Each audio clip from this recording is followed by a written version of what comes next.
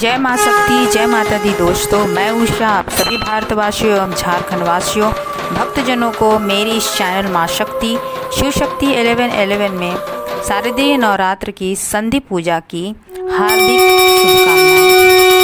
नवरात्रों में संधि पूजा का एक बहुत बड़ा ही महत्व होती है। नवरात्रि में 8वीं तिथि व 9वीं तिथि के बीच संधि पूजा होती है। तो चलिए जानते हैं कि संधि पूजा क्यों की जाती है, माता की क्या महिमा है।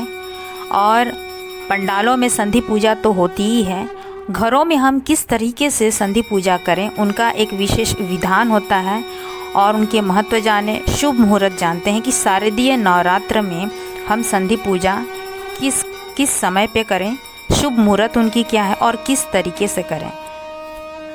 नवरात्रि में संधि पूजा का एक बड़ा महत्व होती है। नवरात्रि में शारदीय नवरात्रि में 8वीं तिथि व 9वीं तिथि के बीच संधि पूजा होती है।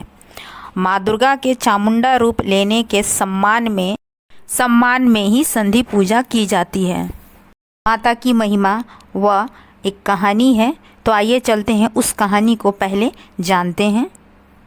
मान्यता है कि जिस समय माँ दुर्गा व महिषासुर में भयंकर युद्ध हो रही थी, उस समय चंडमुंड नामक 2 असुर ने माता दुर्गा के पीठ पर वार कर दिया, जिससे माता क्रोधित हो उठी। उसके मुख जो है वो नीला पड़ गया। इसके बाद माँ दुर्गा का स्वरूप चामुंडा देवी में बदल गया। माता ने चंडमुंड का वध कर दिया। जिस समय इन दोनों राक्षसों का वध की, उस समय संधि काल थी। संधि पूजन अष्टमी तिथि के खत्म होने के आखिरी 24 मिनट और 9वीं तिथि के शुरू होने के 24 मिनट बाद तक की जाती है।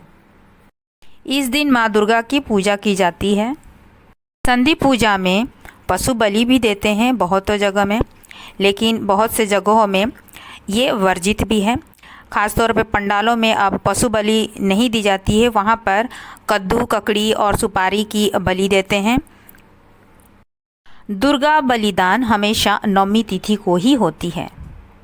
संधि पूजा शुरू करनी चाहिए। माँ दुर्गा को 108 दीपक, 108 कमल का पुष्प, 108 बेलपत्र एवं लाल वस्त्र, श्रृंगार के सामान, फल फूल, चावल, मेवा अर्पित करनी चाहिए। धूप दीप के साथ जब आरती करनी चाहिए। पंडालों में ढोल नगाड़ों से संधि पूजा का शुभ आरंभ होती है। ये तो थी पंडालों में हम किस तरह से संधि पूजा कर सकते हैं। अब ज़्यादातर लोग जो है, भक्तजन जो हैं, वो घरों में करते हैं नवरात्रि। तो वो घरों में कैसे संधि पूजन करें? सबसे पहले तो वो 9 पान के पत्ते लें, 9 कपूर लें, एक मिट्टी का ढक्कन लें, काला उड़द दाल और दही। संधि पूजा होने से पहले ही सभी तैयारियां करके रखें। सर्वप्रथम उस मिट्टी के ढक्कन में उड़द दाल को अच्छी तरीके से भर दें। उसके बाद आप दही लें और दही को अच्छी तरह से उस उड़द के दाल पर पूरे अच्छी तरह से फैला दें, ताकि वो उड़द की दाल एक भी दिखाई नहीं देनी चाहिए। उस मिट्टी के ढक्कन को अपने पूजा स्थल के पास ही रखें। जहां आपने कलश स्थापना की है, यानी अपने पूजा स्थल के सामने में ही 9 पान के पत्ते को रखिए और हर पान के पत्ते पर एक एक कपूर रखिए। 22/10/2023 दिन रविवार को अष्टमी है और संधि बलि शाम कहीं मिनटों में आगे पीछे हो सकती है। देख लीजिएगा आप सब, आपके घरों के आसपास या फिर पंडालों में सही टाइमिंग कौन सी है संधि पूजा की, उसी के अनुसार आप संधि पूजा कीजिए।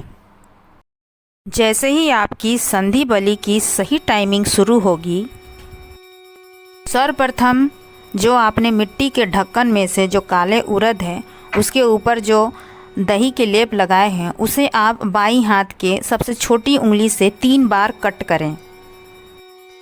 उसके बाद उस ढक्कन पे पान के पत्ते ढकें। उसके बाद उस ढक्कन को पलट दें और ज़मीन पे। उसके तुरंत बाद आपने जो 9 पान के पत्ते रखे हैं और उस पान के पत्ते पर जो 9 कपूर रखे हैं, उसे जलाएं। जैसा कि मेरे इस वीडियो पे देख रहे हैं। उसके बाद आप कमल के पुष्प चढ़ाएं, अगर है तो बेलपत्र चढ़ाएं और फूल, अक्षत और मेवे फल से उनको चढ़ाएं। धूप दीप के साथ उनकी जब आरती करें, शंख बजाएं। संधि पूजा भी बड़े ही विधि विधान के साथ होती है, जैसे पंडालों और मंदिरों में होती है। स्वच्छता का ध्यान रखें। इस तरीके से संधि पूजा संपन्न होती है। रात्र में संधि पूजा आप जिस तरीके से भी करते हो, बस नियमों का पालन करना बहुत ज़रूरी होती है। बस इसका ख्याल रखें।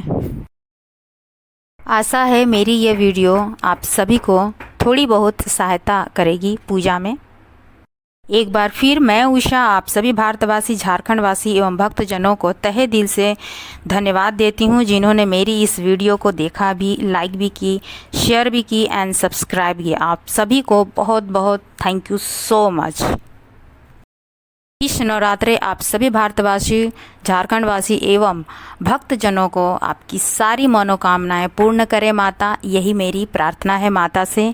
जय माँ शक्ति, जय माता दी।